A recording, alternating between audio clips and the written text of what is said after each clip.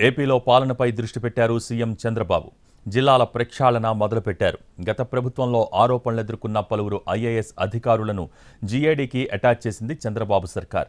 దీంతో 26 జిల్లాలకు గాను 13 జిల్లాల కలెక్టర్లకు స్థానచలనం కలిగింది. ఇక గుంటూరు జిల్లా కలెక్టర్గా ఎస్ నాగలక్ష్మిని బదిలీ చేశారు.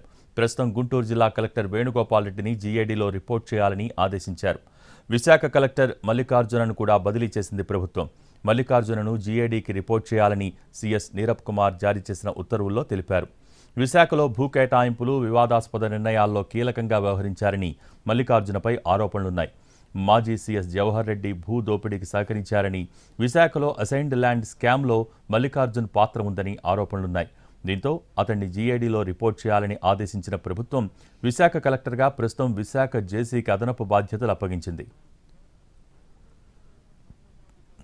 ఇక అల్లూరు జిల్లా కలెక్టర్ ఎం విజయ్ సునీతను బదిలీ చేసి దినేష్ కుమార్ను నియమించారు. విజయ్ సునీతను జీఏడీలో రిపోర్ట్ చేయాలని ప్రభుత్వం సూచించింది. కాకినాడ జిల్లా కలెక్టర్గా షణ్మోహన్ను నియమించింది. ఇప్పటివరకు ఉన్న జె నివాస్ను జీఏడీకి పంపించింది. ఏలూరు జిల్లా కలెక్టర్గా కె వెట్రీ సెల్విని నియమించారు.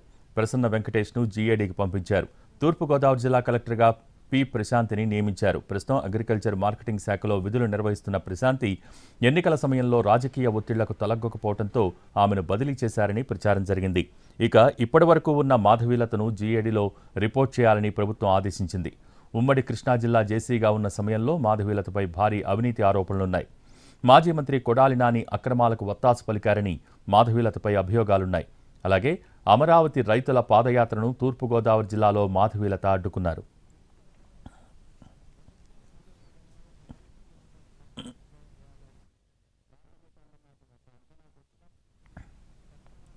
ఇక విజయనగరం జిల్లా కలెక్టర్గా బిఆర్ అంబేద్కర్, పశ్చిమ గోదావరి జిల్లా కలెక్టర్గా నాగరాణి, చిత్తూరు జిల్లా కలెక్టర్గా సుమిత్ కుమార్, ఎన్టీఆర్ జిల్లా కలెక్టర్గా సృజన, ప్రకాశం జిల్లా కలెక్టర్గా తమీం అన్సారియా, కర్నూలు జిల్లా కలెక్టర్గా రంజిత్ బాషా, బాపట్ల కలెక్టర్గా ఆ జిల్లా జేసీకి పూర్తి అదనపు బాధ్యతలు అప్పగిస్తూ ప్రభుత్వం ఉత్తర్వులు జారీ చేసింది.